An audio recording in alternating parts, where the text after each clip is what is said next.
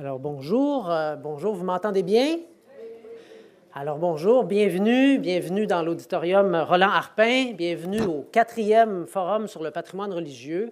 Alors écoutez, on laisse les dernières personnes prendre place. Alors voilà, on est très heureux de vous accueillir ici, vous accueillir en si grand nombre. Et on est content d'accueillir plusieurs personnes qui se joignent à nous aujourd'hui pour la première fois. Alors, bienvenue. On espère que votre expérience sera mémorable et que nous saurons vous guider, vous partager des réflexions tout au cours des prochains jours, des prochaines heures. Évidemment que le Conseil organise un forum à chaque année pour réunir toutes les personnes, tous les intervenants qui sont interpellés par la question du patrimoine religieux, et c'est ce qui fait peut-être la richesse de cet événement-là. On est aussi content d'accueillir les gens qui sont nos habitués, qui viennent avec nous chaque année vivre ce forum. Alors, bienvenue à nouveau, on est content de vous retrouver. Mais je vous préviens, vous qui connaissez bien le forum, cette édition-ci sera différente. Nous vous présentons un événement qui va être particulier, bien spécial, puisqu'il se déroule sur 2 jours, mais aussi parce qu'il va être entrecoupé ce soir par un événement important, par une soirée pour se remémorer et se rappeler l'expérience qu'on a vécue ensemble depuis 20 ans. Mais aussi parce que 2 jours, ce n'est pas de trop, parce que nous avons beaucoup de choses à partager, on a beaucoup de choses à se dire. Je porte rapidement votre attention à quelques éléments importants du programme. J'espère que vous l'avez tous en main. Nous vous offrons cette année 15 conférences. On a une grande table ronde demain. Il y a 3 temps qui sont importants à retenir. Cet après-midi, on va davantage porter un regard rétrospectif sur cette mobilisation autour du patrimoine religieux au Québec, des engagements remarquables aussi que l'on veut mettre en lumière cet après-midi, des engagements dans les milieux, dans différentes régions du Québec, dans l'Est, en Estrie, dans la Naudière. Et demain, ce sera un regard davantage prospectif.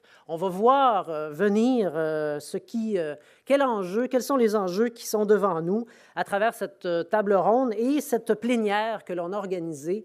Je crois que le nom du forum prend tout son sens dans une démarche comme celle-là, avec une plénière où vous serez tous invités à échanger avec nous.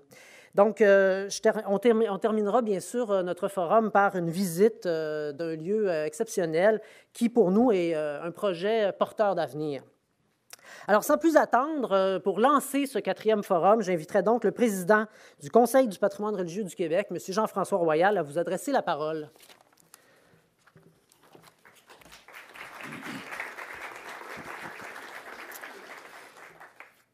Madame la ministre, chers participants, bienvenue à ce 4e Forum sur le patrimoine religieux.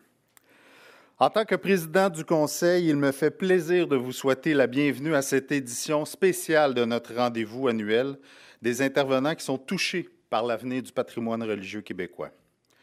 Ce grand rassemblement est, rappelons-le, l'occasion de faire le point sur la situation à l'échelle nationale et de proposer des solutions durables quant à notre patrimoine religieux. À travers les conférences, tables rondes, discussions, le Forum partage des expériences novatrices et des projets concrets. Nous souhaitons que le programme de cette année vous inspire et nous vous invitons, lors des moments prévus à cet effet tout au long des 2 jours que nous passerons ensemble, à partager vos questions et vos réflexions. Cette année, le Conseil du patrimoine religieux du Québec souligne ses 20 ans. 20 ans d'investissement important de la part du gouvernement. 20 ans de collaboration entre les acteurs du ministère et les bénévoles sur le terrain qui ont à cœur cet héritage collectif. Le Forum est le moment idéal pour vous présenter les retombées de ces 20 années d'expérience, un bilan, en quelque sorte, à travers les différents volets du Conseil. Nous sommes très heureux, par ailleurs, Madame la ministre, de cet engagement que vous soyez des nôtres. Madame, je veux vous remercier de votre engagement que maintient votre gouvernement envers le patrimoine religieux. Il reste certes beaucoup à faire, mais les 20 dernières années auront démontré que nous sommes capables de travailler ensemble et de mettre nos intérêts en commun. Merci beaucoup. Enfin, cette année encore, l'équipe du Conseil a travaillé fort pour vous préparer un programme intéressant. Je suis convaincu que les échanges que nous aurons nous propulseront pour les 20 prochaines années. Bon forum à tous.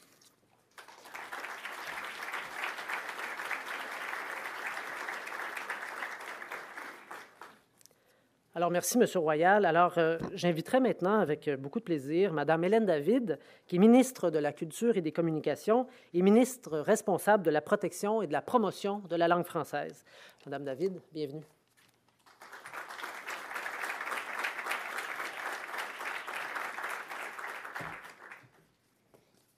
Merci beaucoup. Bonjour tout le monde. Bonjour M. Royal, M. Groux, les membres du conseil d'administration, les participants. M. Aymon, ça me fait un grand plaisir de vous croiser de nouveau. J'étais au lancement de son dernier film, si vous ne l'avez pas vu, Le vieil homme. C'est exceptionnel. J'ai vu tous ces films. Je suis la fan numéro 1 de M. Aymon. Alors, en plus, je devais devoir partir probablement avant qu'il ait prononcé toute sa conférence. Écoutez, je me lève souvent le matin en me disant « Je suis la ministre des Églises ». Et je le dis avec sérieux et plus j'avance j'oserais dire, en expérience et en politique et dans ce merveilleux ministère, je réalise l'ampleur de la responsabilité que je dois assumer. Pas de seul, je l'assume avec le Conseil, je l'assume avec toutes nos équipes, avec le ministère, des gens extrêmement dévoués, on ne le dira jamais assez, les fonctionnaires qui sont des professionnels. J'aime pas le mot fonctionnaire, hein, ça a souvent des fois des mauvaises connotations, des professionnels de haut niveau qui travaillent à la direction du patrimoine. Il y en a plusieurs ici. Martin Pinault, où est-ce qu'il est, Martin? Oups. Ah, il est là. Regardez, il est dans le cadre de porte. Vous pouvez pas le rater.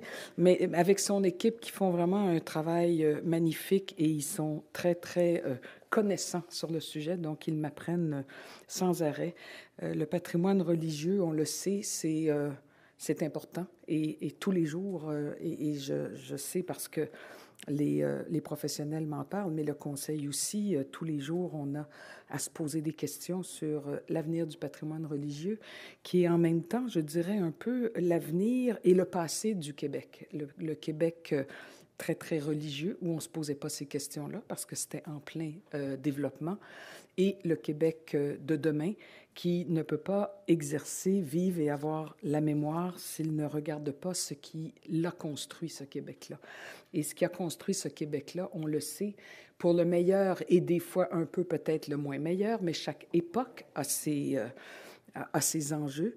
Mais pour le meilleur, il nous a légué des lieux absolument exceptionnels, des lieux, oui, certes liés à une pratique religieuse, c'est vrai, mais la pratique religieuse a aussi donné lieu à une scolarisation et au développement des hôpitaux de façon exceptionnelle. Donc, on ne peut pas jeter, comme on dit, le bébé avec l'eau du bain. Si vous êtes allé chez les Ursulines, c'est absolument exceptionnel quand on a inauguré les nouveaux lieux qui sont à la fois un musée, puis aussi un lieu de recueillement et aussi un hôtel, recevoir des aidants, on pourrait dire, la famille aidant naturel de patients hospitalisés. Mais c'est la congrégation des Ursulines qui a toujours porté cette mission hospitalière, mais cette mission aussi d'accompagnement des malades et d'accompagnement des familles. Et donc, en même temps, il y a la pratique religieuse qui était le ciment et le moteur, l'âme, je dirais, de développement du Québec du 19e siècle, 20e siècle aussi. Et là, on est en 2015. S'il y a quelqu'un qui a bien travaillé toutes ces questions-là, c'est Bernard Aymon, justement, dans ses films où c'est un des plus grands humanistes, selon moi, qu'on a dans notre milieu cinématographique, donc qui permet de penser la question de l'âme, du spirituel, du religieux, de la société, des grands enjeux que sont la dépression, voire même le suicide, en même temps, donc le mal à l'âme que la religion, je dirais, a beaucoup soigné dans des derniers siècles depuis toujours. Et puis, si on est une société beaucoup plus laïque maintenant, et on est tous d'accord avec ça, il y a quand même au moins la moitié de la planète qui ne voit pas nécessairement les choses de la même façon et qui ont encore une très grande un grand investissement dans la religion, dans la vie spirituelle. Alors là, je ne ferai pas une conférence sur cette question-là, mais ça me passionne parce que j'ai exercé toute ma vie comme psychologue, psychanalyste, à voir des gens souffrir. Et j'ai été élevée moi-même dans un milieu très religieux, mais je ne suis pas la seule. C'était comme ça que ça fonctionnait. Mais mes parents étaient particulièrement engagés dans la question sociale, humanitaire, je dirais, en rapport avec les soins et l'éducation. Alors, le fait de se dire, on a tout ce patrimoine qui est là, qui est partout au Québec, de niveaux différents, on est d'accord, le Conseil du patrimoine religieux a fait une formidable mise en nomenclature, on pourrait dire, des différentes églises. On en protège, évidemment, pour la question patrimoniale, plusieurs. On a mis au-delà de 300 millions de dollars depuis 20 ans dans la question de la protection patrimoniale. Alors ça, c'est un aspect extrêmement important pour lequel, oui, il faut toujours trouver de l'argent, protéger ce patrimoine qui, maintenant, des fois, relève plus du tourisme que du religieux, effectivement. Mais il y a aussi toutes ces églises, dans le fond, qui, par la désaffection des fidèles et puis par le fait que, évidemment, il n'y a plus tellement d'argent qui rentre et par la question générale de la perte du fait qu'on ne pratique plus de la même façon. On ne pratique plus la religion, mais je pense qu'on n'a pas vu la suite des choses, mais on ne sera pas là personne dans 100 ans pour dire où est-ce qu'on en est, mais pour moi, le spirituel restera toujours bien présent et doit l'être pour donner un sens à notre vie, mais ça, c'est une autre question. Mais toute la question de comment ce Québec a été construit à travers la religion, majoritairement catholique, mais pas que catholique, et il y a la religion protestante, il y a eu des synagogues qui ont eu aussi des nouvelles vocations, donc on voit qu'on a une responsabilité sociale par rapport au patrimoine religieux et par rapport aux églises. Parce que patrimoine, ça a l'air de dire on s'occupe seulement des belles églises, on met de l'argent, on les rénove. Ça, c'est mon travail comme responsable du patrimoine. Mais on a un engagement et une responsabilité sociale aussi envers tous ces lieux.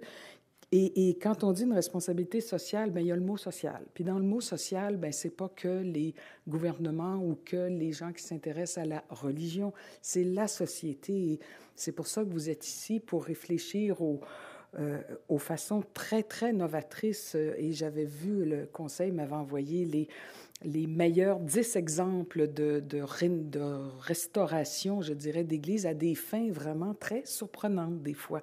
Des centres de trampoline, des murs d'escalade, et d'autres fois, j'ai été inaugurée à le Cube à l'église Sainte-Brigitte, Mélanie, comment ça s'appelle? En tout cas, dans le quartier avec Manon Massé. Sainte-Brigitte, c'est ça? Et où il y a à la fois un CPE, il y a à la fois un centre de création de théâtre pour enfants, adolescents. Et alors, il y a des endroits qui sont mixtes aussi, avec un lieu de culte, mais beaucoup plus petit. Et c'est extraordinaire. Et donc, votre responsabilité, mais elle n'est pas que la vôtre, mais si vous êtes ici, j'imagine que c'est parce que ça vous intéresse. Notre responsabilité comme citoyen, c'est vraiment de se dire comment on peut occuper ces lieux de la meilleure façon possible pour à la fois avoir une vision de demain, tout en respectant ceux qui ont construit ce Québec. Et là, ben, écoutez, les enjeux sont énormes. Les enjeux sont énormes parce que ça ne veut pas dire que parce qu'on le pense et qu'on le dit, ça ne veut pas dire qu'il y a des projets pour tout ce qui s'appelle Église. Et là, on est comme à un point un peu de rupture où la démographie religieuse, on pourrait dire, fait en sorte qu'il y a de façon très accélérée, j'ai lu très attentivement, puis je remercie beaucoup la journaliste de la presse, c'est Kathleen Lévesque, je crois, qui a fait ce merveilleux bilan, je dirais, pour montrer où on en est, mais qui pose les bonnes questions. Parce que les bonnes questions, c'est la vitesse s'en va vraiment croissante des affections des églises. J'ai le plus grand respect pour ceux qui ont porté ça pendant des années. Et on le sait, là, ben, c'est forcément, on arrive à un point où il va falloir que la société civile fasse son effort, que tous les citoyens fassent leur effort, parce que c'est bien beau de dire « Ah, la belle église, ah, que c'est beau », puis de se dire « ben on s'en fout, ça ne m'empêchera pas de dormir, et puis il arrivera ce qui arrivera. » Ben non, il n'y arrivera pas ce qui arrivera, ça n'arrivera pas tout seul.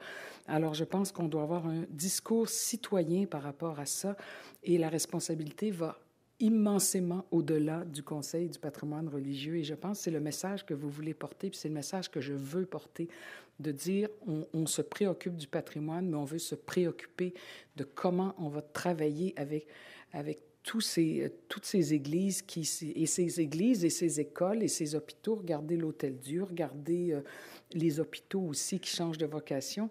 C'est ça le Québec du 21e siècle. Puis en même temps, bien, il faut regarder comment. Alors, moi, tous les jours, cette question du patrimoine, je dois dire, me préoccupe beaucoup.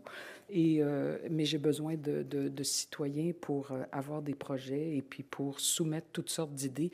Alors, dites-le aux gens. Il faut trouver une façon d'en parler plus et d'engager tous les citoyens.